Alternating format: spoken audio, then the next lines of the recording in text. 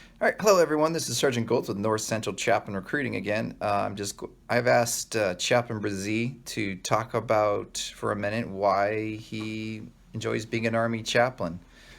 So he's going to talk about that for a minute. So, uh, in order to not be long winded for you and to keep it short and succinct, instead of it being hours or days of telling you my story, I will say this about why I wanted to be an Army chaplain and why I love getting to be an Army chaplain with my family. I really, at age 17, decided that I wanted to go right instead of going left in life.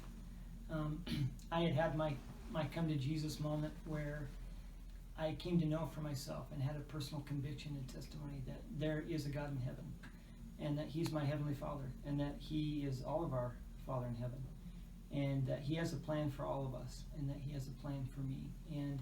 And so it was in my getting my feet under me in my spiritual journey that I decided that I would serve a mission for my church and for the Lord full time after I graduated high school. And so I prepared for that, and I went and served a mission in New York City for 2 years. I'm an Idaho country boy.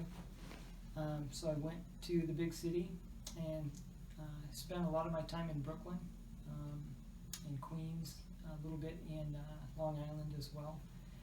And I just continued to grow in my faith and my love for the Lord and getting to serve others. One of my taglines on my emails that I send out is, when you're in the service of your fellow beings, you're only in the service of your God. And it's so true.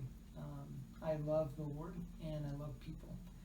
And I belong to a church that is a lay ministry, so we don't get paid to serve in the church. We don't get paid to serve the Lord. And so I remember thinking as a missionary, wouldn't it be wonderful to actually have a career where you could provide a living for a family, but get to serve people like this, in this capacity, all the time, every day, full time. And I remember thinking, too bad that doesn't exist.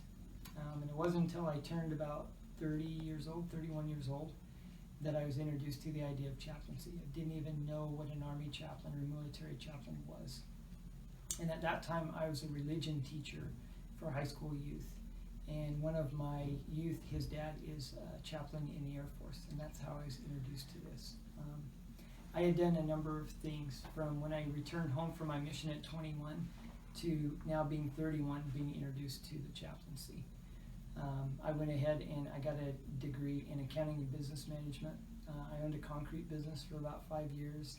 I worked in the heavy equipment construction industry for a number of years, operating equipment, got a commercial driver's license. Ultimately, after getting my degree, it had always been kind of a childhood dream of mine to be a helicopter pilot. I was going to graduate with a degree in accounting and business management and build up to owning my own business in helicopters. But the Lord steered me away from doing that. I knew that wasn't my path to go. So I jumped back into school and got all the prerequisites to become a dentist. And in finishing that up, I was burned out of school and just didn't want to do school anymore. So I went ahead and I got a real estate license. And at the same time, I had finished up and was ready to go jump into the real estate industry. I came up with some inventions in the golf industry. So I thought, what better opportunity than to live the American dream, take a hobby and make your career out of it. And so I set up manufacturing in China and Korea, and I started mass producing and marketing products and selling them from Canada all the way down to Chile, throughout the Western Hemisphere. And I had somewhat of an epiphany while I was in that industry. Things were going great, but I found more joy and more fulfillment as a youth leader in the church than living the American dream in the golf industry. And that's what led me into becoming a seminary teacher, and ultimately being a seminary teacher is what led me into becoming a chaplain. And so I went ahead and got a master's degree in divinity and professional counseling.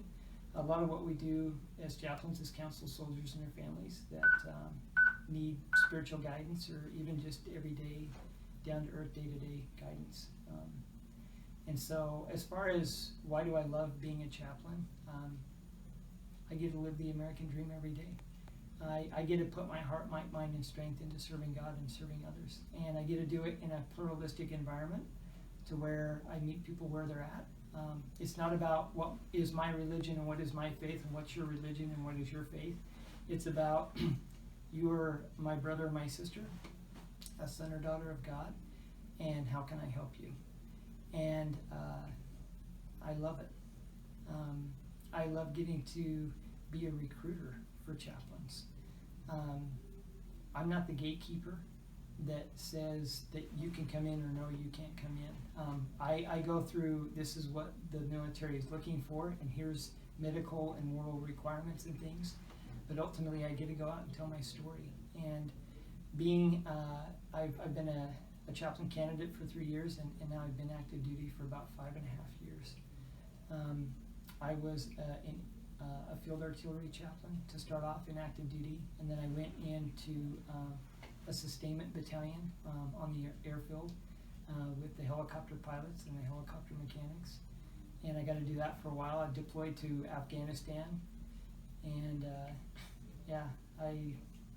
every day is a new adventure and a new challenge, and every day I feel the Spirit of the Lord guiding me and helping me to serve soldiers and their families. And I could pick out